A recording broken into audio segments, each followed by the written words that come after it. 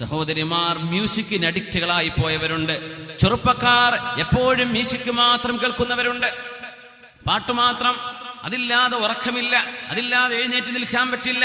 അത് കേട്ട് കേട്ട് കേട്ട് അങ്ങനെ ഉറക്കത്തിലേക്ക് മയങ്ങി വീഴുകയല്ലാതെ ഉറങ്ങാൻ പറ്റാത്ത മ്യൂസിക്കിന്റെ അഡിക്റ്റുകളില്ലേ? ഒന്ന് കേൾക്കണേ.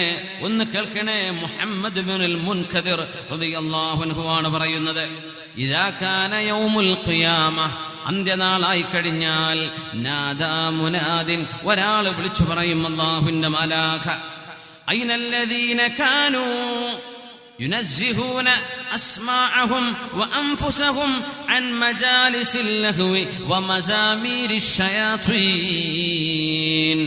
അയ്നല്ലദീന, എവിടെയാണ് ആരൊക്കെയായിരുന്നു? യുനസ്സിഹൂന അസ്മാഅഹും, തങ്ങളുടെ കാതുകളെ കേൾപ്പിക്കാതിരുന്നവർ, വഅൻഫുസഹും, ശരീരത്തെ ഭാഗവാക്കുകളാക്കാതിരുന്നവർ, അൻ മജാലിസിൽ ലഹ്വി, ഗാനമേളകളിലേക്ക് പോവാതെ, സിനിമാ പ്രദർശനങ്ങളിലേക്ക് പോവാതെ, കാതുകൾക്ക് കേൾക്കാൻ പാടില്ലെന്ന് പറഞ്ഞവയെ കേൾപ്പിക്കാതെ ശരീരം സൂക്ഷിച്ചവരെവിടെ?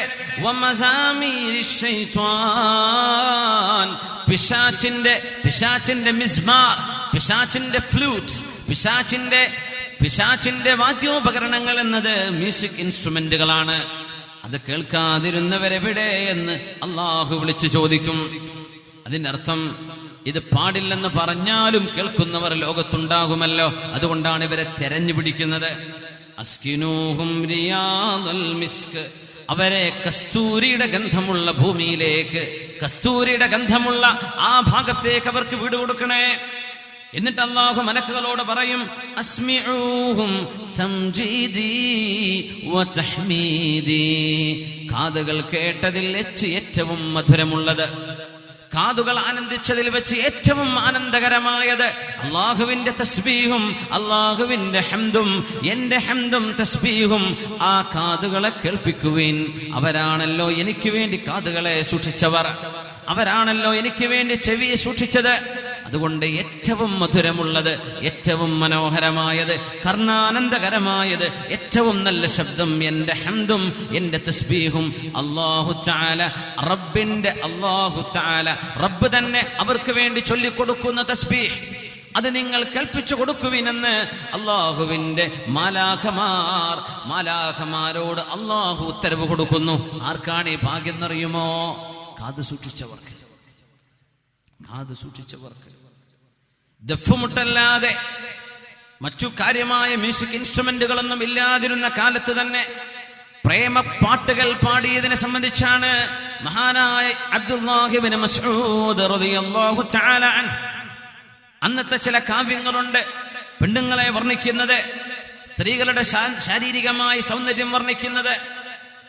ആ പാട്ടുകൾ കേട്ടപ്പോഴാണ് മഹാനായ അബ്ദുല്ലാഹി ഇബ്നു മസ്ഊദ് റളിയല്ലാഹു അൻഹു പറഞ്ഞത്, ഹാദിഹി റുഖ്യത്തുസ് സിനാ, ഇത് വ്യഭിചാരത്തിന്റെ മന്ത്രമാണ് എന്ന്. കാര്യം എവിടെ എത്തി? കാര്യമായ മ്യൂസിക് ഇൻസ്ട്രുമെന്റുകളൊന്നുമില്ല, പക്ഷെ പാടുന്ന പാട്ടിന്റെ ആശയം ഒരു പെണ്ണിന്റെ ശരീരത്തെ സംബന്ധിച്ചുള്ള വർണ്ണനകളാണ്, വാക്കുകളാണ്. വ്യഭിചാരത്തിന്റെ മന്ത്രമാണ് എന്ന് പറഞ്ഞു ഇബ്നു മസ്ഊദ് റളിയല്ലാഹു അൻഹു. നമ്മുടെ ഉലമാ ആ വാക്കുദ്ധരിച്ചുകൊണ്ട് പറയുന്നുണ്ട്, ഇബ്നു മസ്ഊദ് എങ്ങാനും 21-ാം നൂറ്റാണ്ടിലേക്ക് വന്നു കഴിഞ്ഞിരുന്നെങ്കിൽ മഹാനായ ആ സ്വഹാബി റളിയല്ലാഹു അൻഹു നമ്മുടെ നാടുകളിൽ നടക്കുന്ന ഗാനമേളകളും നമ്മുടെ നാടുകളിൽ നടക്കുന്ന സ്റ്റേജ് ഷോകളും ആഭാസങ്ങളും നൃത്തങ്ങളും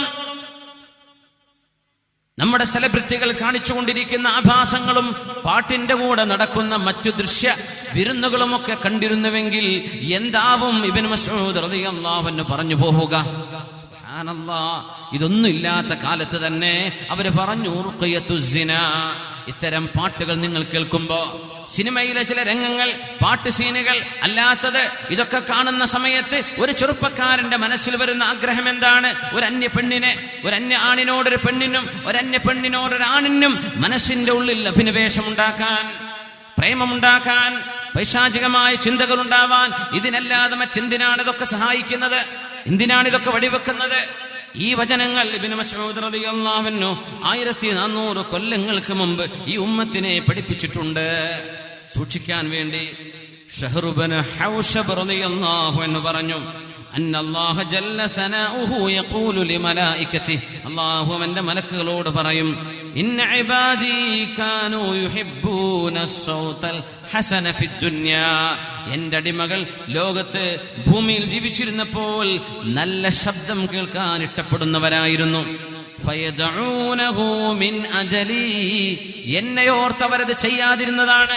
മ്യൂസിക് സ്വാഭാവികമായ ഒരു മനുഷ്യന് നാച്ചുറൽ ഇൻക്ലിനേഷൻ, നാച്ചുറലി നമ്മൾ അതിലേക്ക് അട്രാക്റ്റഡ് ആയി പോകും. മ്യൂസിക്കിന് അങ്ങനെ ഒരു റിതമുണ്ട്, ഒരു താളമുണ്ട്. ആരൊക്കെ ചെറിയ മക്കളെ കണ്ടിട്ടില്ലേ, പാട്ട് വെച്ചു കൊടുത്താൽ താനേ നൃത്തം ചെയ്യുന്നു. ആരാവരെ പഠിപ്പിച്ചത്?